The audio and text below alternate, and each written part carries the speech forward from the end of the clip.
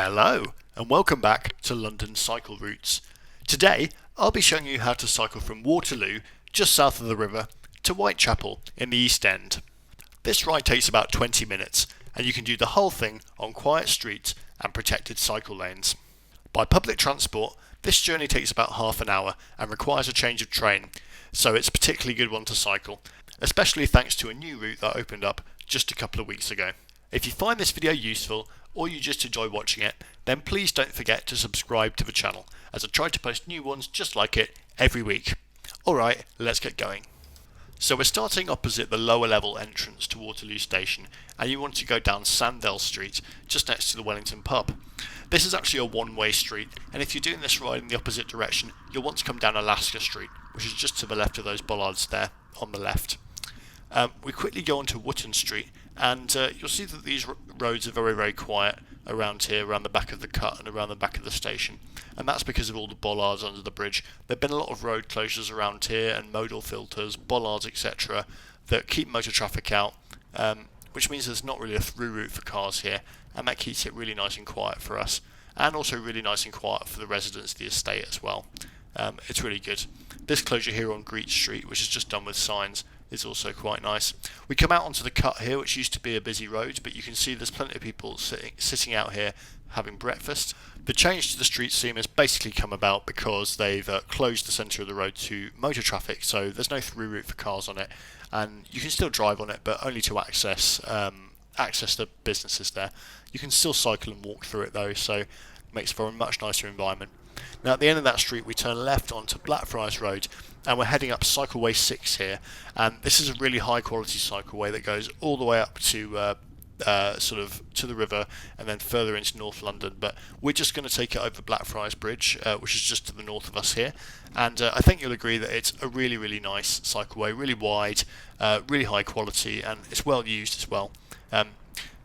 There aren't particularly many people using it at the moment, but there are actually more cycles on here than there are cars using the road. That's because it's quite a quiet time of day. It's a Sunday morning, probably about 10 o'clock, so it's quite sleepy. But even at this sleepy time, still lots of people using it. This journey between Waterloo and Whitechapel has recently got a lot easier, and that's because there's a big connection on Mansell Street, which has been a few years in the making, that Transport for London recently put in. It's a new cycleway that connected up a missing link and has made journeys like this possible.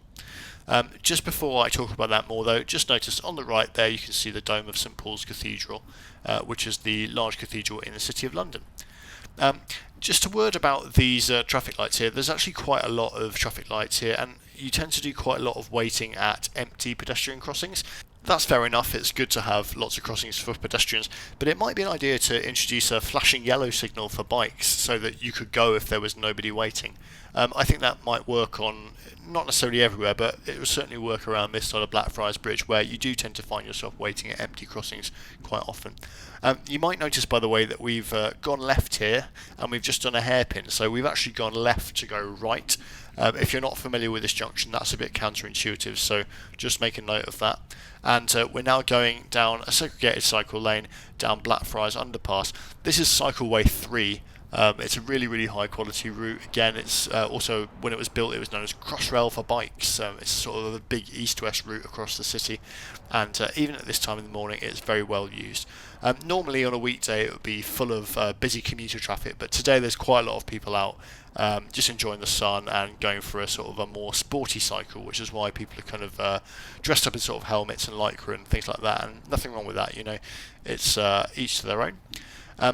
This takes us into Castle Baynard Street, and apologies for the shaky camera work as the image stabilisation doesn't work so well in the dark. And look at this group of people standing on the right there. I didn't stop to check it out, but as far as I could tell, that was actually a guided tour.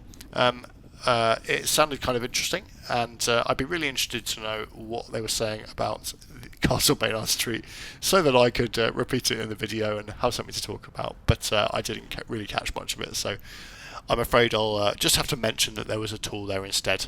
On the left coming up here there's a church. It's got an interesting name. It's called St James Garlic Hythe, And if you know your old English place names, you'll know that that means that it refers to the local wharf where garlic was traded. Hithe is like, or hive is a sort of an old Anglo-Saxon word for a dock or a wharf. So like Rotherhithe is another example of that, a part of London which is much more well known. But Garlic Hithe was apparently near here where garlic was traded, and so the church got its name from that.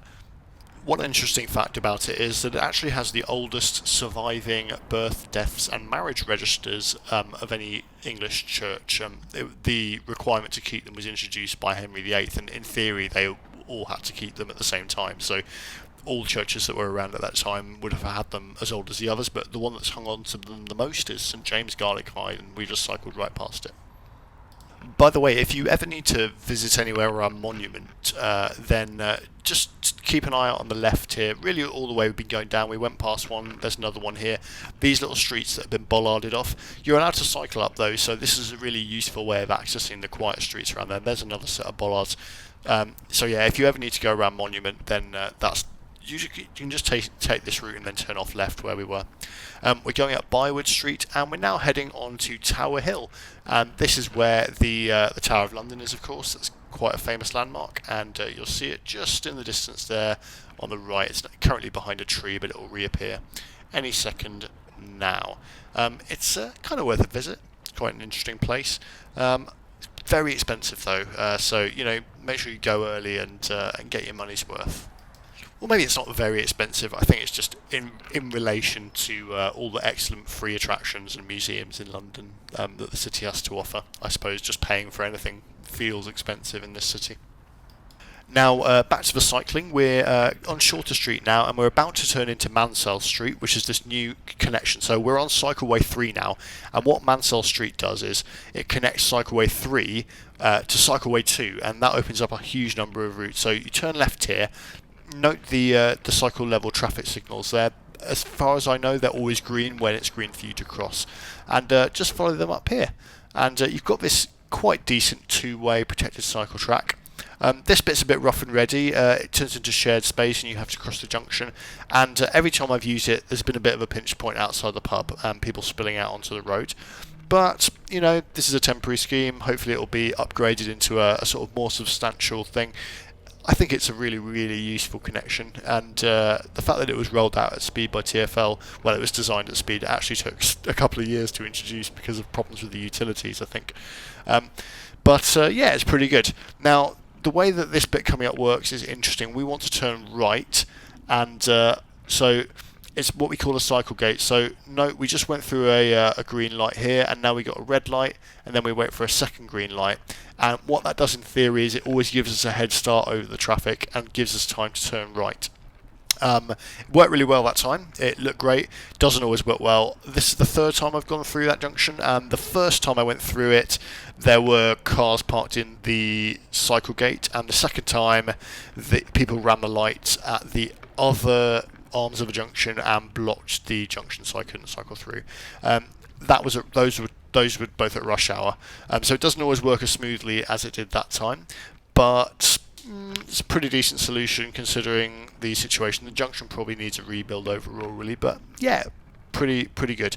I mean, that was short and sweet on Mansell Street, and we're now on Cycleway 2, a fully protected route, but it was great. I mean, it really improved the connection here. To get between CS3 and CS2 before, you used to have to snake through a load of streets, and it wasn't too pleasant.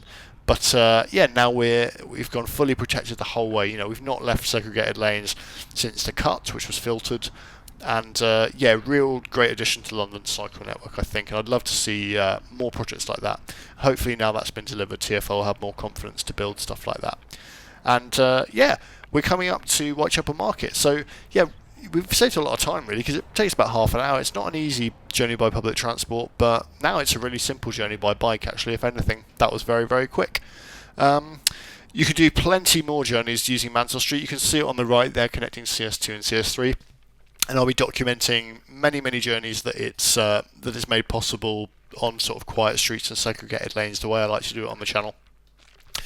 Plenty coming up in the coming weeks, but I just wanted to get that one out just to show you guys a really simple journey, that it enables. Thanks very much for watching. Please don't forget to subscribe to the channel if you haven't already, and I'll see you again next time.